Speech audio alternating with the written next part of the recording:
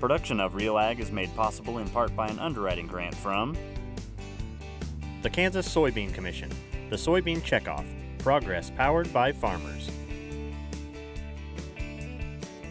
I keep reading about engineered corn, but I don't know what that means. Spring water, purified water, what's the difference? Is imported beef safe for my family? Consumers want to know the facts about the products they buy. That's where Real Ag comes in. From plant to plant and from pasture to plate, Cal Bauer and the Real Ag crew find the facts to help you sort the truth and help you understand Real Ag. Now here's your host, Kyle Bauer. Unwanted plants don't just ruin gardens. They're a big concern for food producers. But there is something we can learn from these pesky plants. Weed science is our topic tonight on Real Ag.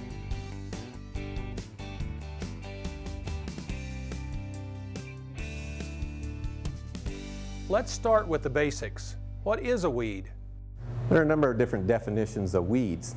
Weed ecologists define weeds primarily by their biological characteristics. They would suggest that a weed is a plant that invades disturbed sites, one that has rapid growth, reproduces abundantly, especially in good growing conditions, but even in bad conditions will still produce seed, and also one that has a fairly long seed life in the soil or dormancy characteristics.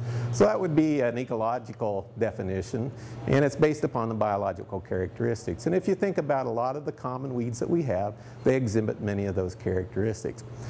Another real common definition of a weed is simply a plant out of place.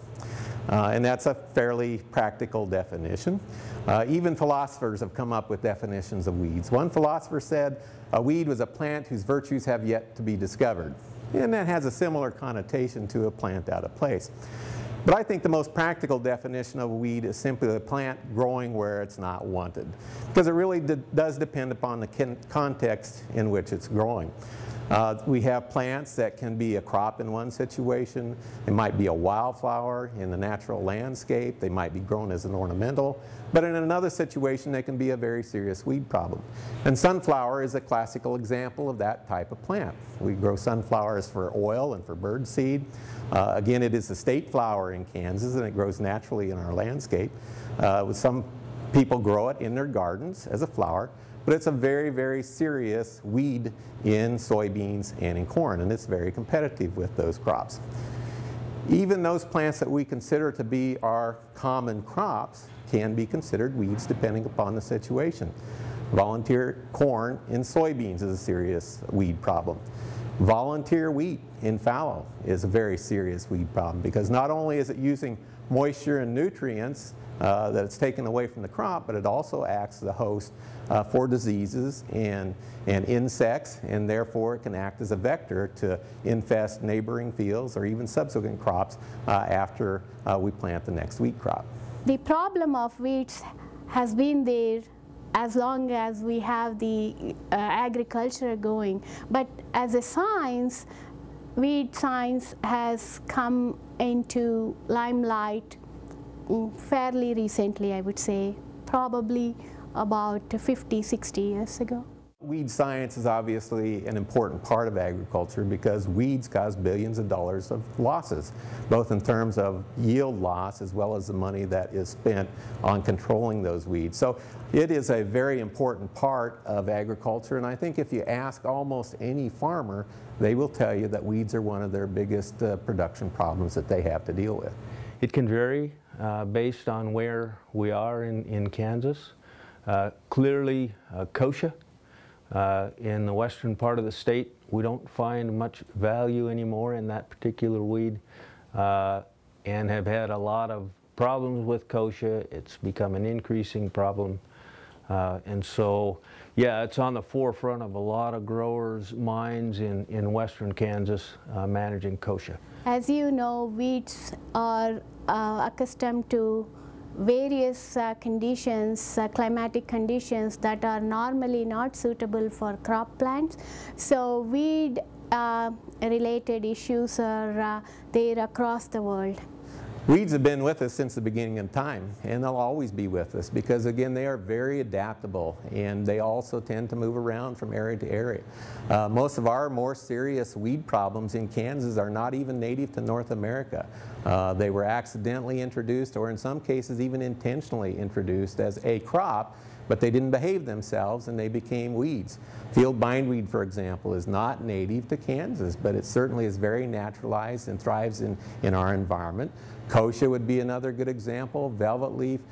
Johnson grass was introduced as a forage crop, but again, we could not control it once we got it established. So weeds are going to be a never-ending problem, and for me at least, that's job stability. Lots of plants are called weeds, so weed scientists must have a wide background to deal with them. Weed science is a relatively new discipline, if you will. Of course, people have been controlling weeds as long as we've had agriculture, but as far as a focused effort to study weeds and weed control, it's a relatively new science. The Weed Science Societies originated in the 1940s and the 1950s, kind of in conjunction with the development of the first synthetic herbicide, 2,4-D. But weed scientists then are folks that study weed biology, weed ecology, the interaction of weeds with crops, and then how to best manage those weeds to minimize their impact, both in agricultural as well as in natural or non-cropland sites.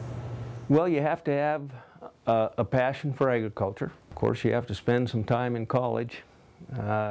4 years getting that bachelor's degree, and depending on the university that you are at, you know, weed science may be one of the options.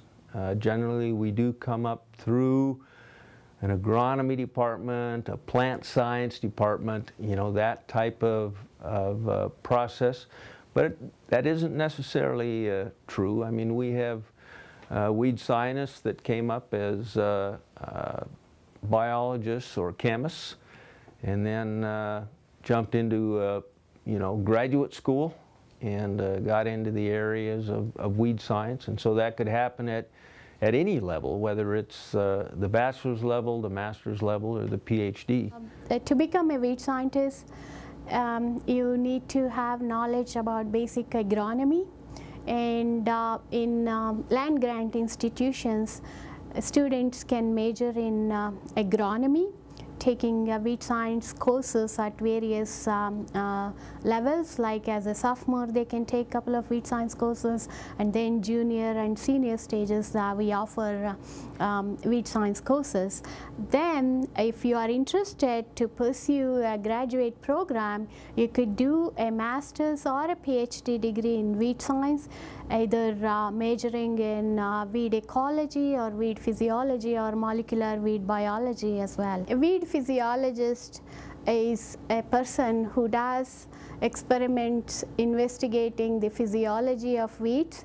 That is important if we are determining herbicide resistance issues, because understanding the physiology of a herbicide resistant weed would provide us knowledge about how these weeds evolve resistance, so that we could propose prudent management practices to control evolution of herbicide resistance in populations. Weed scientists may work in academia, such as myself. They also work in industry with a lot of the pesticide companies, for example. We have weed scientists that work in government agencies with USDA, ARS, regulatory agencies such as EPA, and also the practitioners. We have some folks that are involved in noxious weed control programs, for example, or simply crop consultants who are involved with the day-to-day operations of managing weeds with their clientele. My focus is specifically for problem weeds of Kansas, but at the same time, the technology that I am using is applicable to US as well as other countries. Basically, I am focusing my research on basic aspects of weed physiology, understanding the genetic basis of herbicide resistance, and also we do molecular experiment to understand molecular basis of herbicide resistance. there clearly are multiple disciplines that are involved in weed science, and if we take it to the chemistry level, you know, there's a number of our herbicides that we use that we apply to soils, and so we depend on a soil relationship with herbicides, and so immediately soil science and weed science have a clear connection. But even in general production, you know, we have our crop production discipline, and weed science is an essential component in that general crop production. You know, we've got certain aspects of production that are key. You know, the crop that you're growing, the varieties that you're selecting, good fertility, all those are actually intermingled with our weed science or weed control, another key component in that whole system. When we talk about weed science and animal science, you know, there's actually been some studies done looking at what the effect of rumination is on the viability of weed seeds. And, you know, there are weed species that are destroyed in the rumen, and there are species that are not. And so, and it doesn't necessarily have to be a beef cow, but it can be, you know, wildlife as well that consume weed seeds, and another mechanism of dispersion. But we also have a connection with animal science from the standpoint of poisonous weed plants. You know, and from time to time, we may get called to a pasture where they suspect poisoning, and so we're looking for specific species which may have caused the problem. Let's talk about the relationship between weed science and herbicides. Pesticide is a generic term that refers to all chemicals that can be used to control different classes of pests. Herbicides are more specific in nature in that those are chemicals that are used specifically to control unwanted plant vegetation or weeds. Well, environmental science is also extremely important. Anytime we're talking about weed control, introducing our herbicides into the environment has to be, you know, at the forefront of our mind. And I guess as we work through all of the effects of herbicides on the environment, it's those factors that actually can determine whether or not, you know, an experimental herbicide is ever released. There are a lot of weeds that can be a serious problem in cropland, but we have some that are very common in our agronomic crops. Weeds such as pigweeds, for example, or kochia.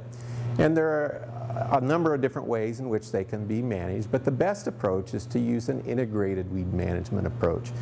Things like crop rotation, agronomic practices that promote optimum growth and productivity of the crop to put that weed at a disadvantage. Herbicides also play a role in that, but you don't want to get too focused on any one method of weed control, or you will find its weakness and you will develop problems such as herbicide resistance. The molecular aspects of weed science would facilitate to understand the basic underlying mechanisms by which weeds evolve resistance to herbicides. So by understanding the basic mechanisms, in future we can, based on those mechanisms, we can come up with weed management strategies to reduce the evolution of herbicide resistance in weeds.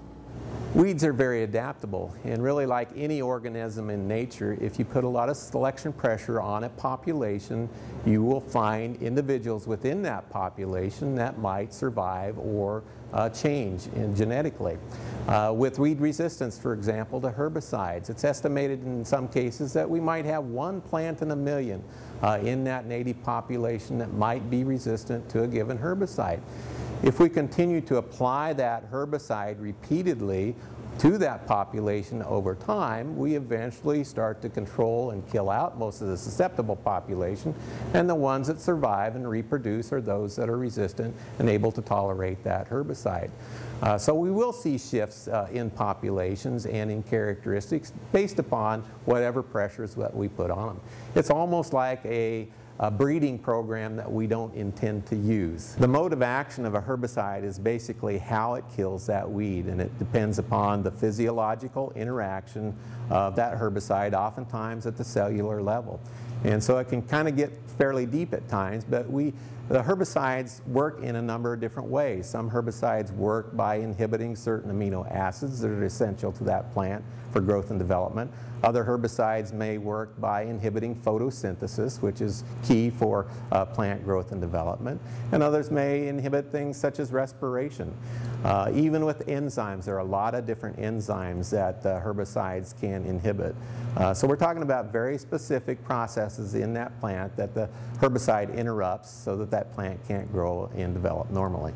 How it goes in research is, before we say this is our result or this is the outcome of our research, what happens if we repeat this experiment at least 3 times, each experiment, and then before we publish, we'll present this in a conference setup, and where your peers would ask questions. If there is anything that is questionable, you will know by then if it is accepted by peers. And finally, we also send this out to be published in a scientific journal which is peer reviewed.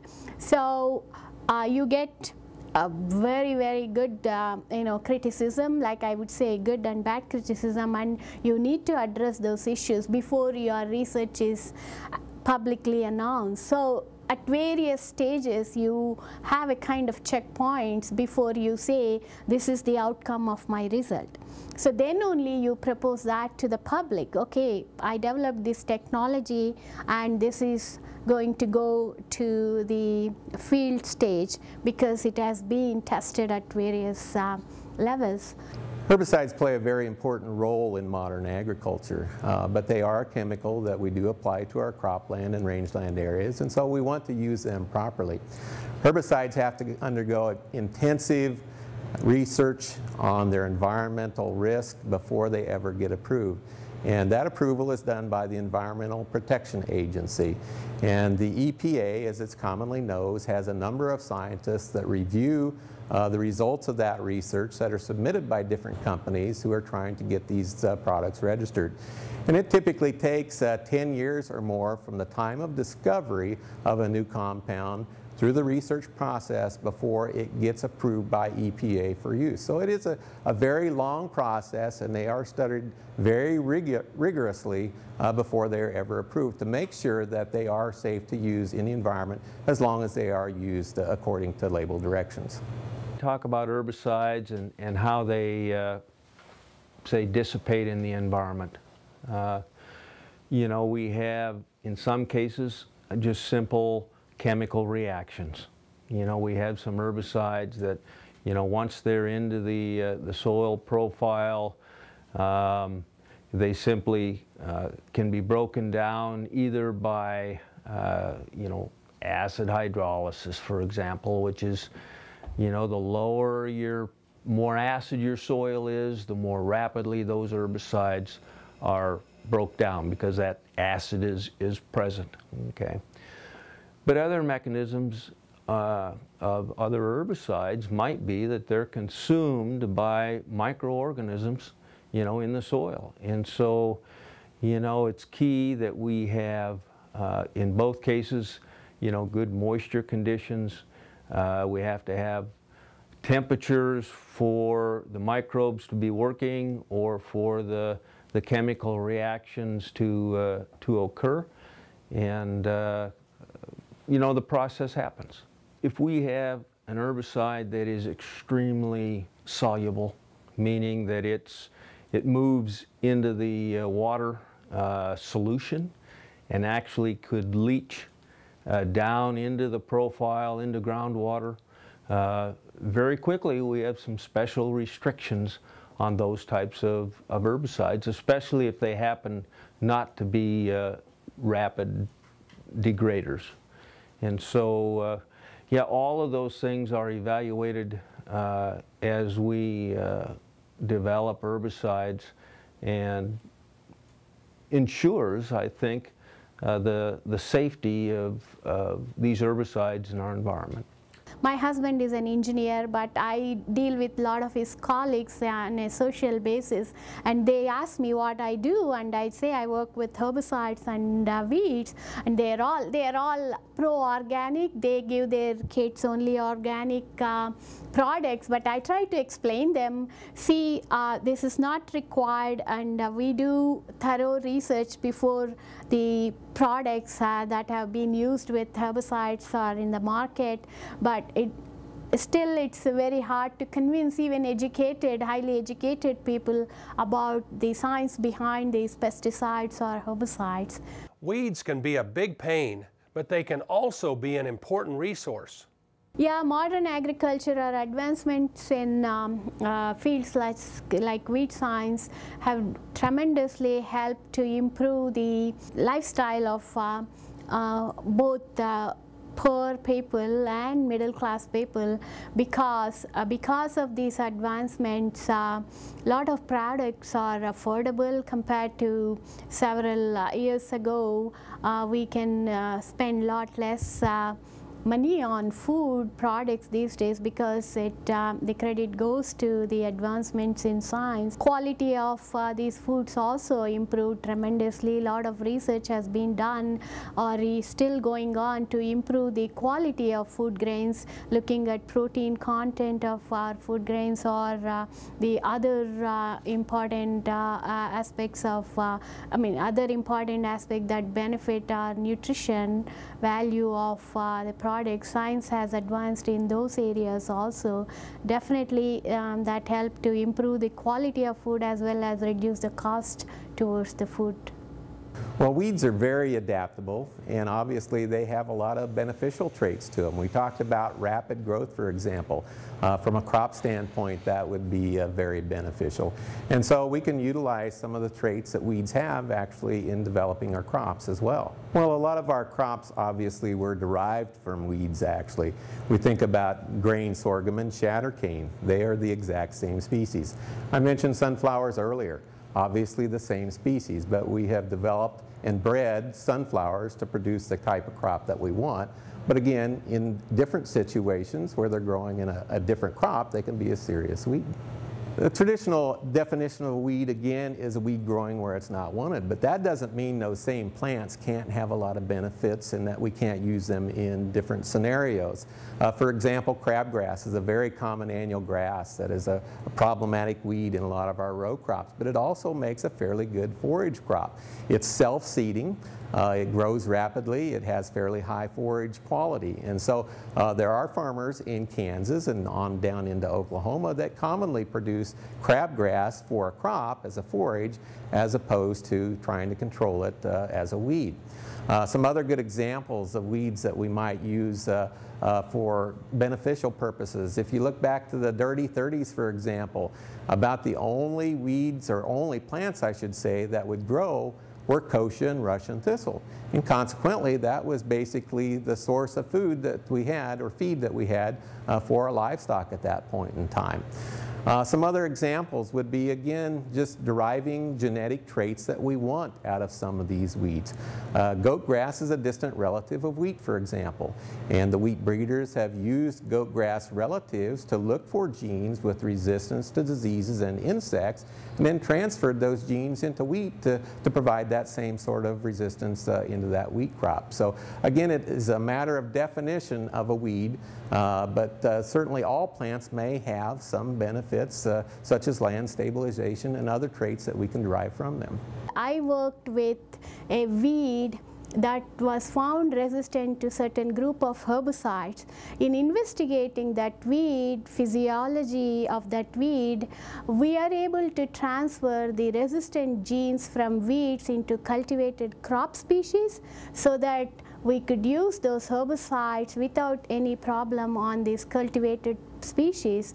So So that's an advantage for growers, so that because you could control the weeds without affecting the croplands. That wraps up this episode of Real Ag. We hope the information presented here today gives you a better understanding of this often overlooked field. On behalf of the Real Ag crew, I'm Kyle Bauer, helping you sort the truth and helping you understand Real Ag. Production of Real Ag is made possible in part by an underwriting grant from the Kansas Soybean Commission, the Soybean Checkoff, progress powered by farmers.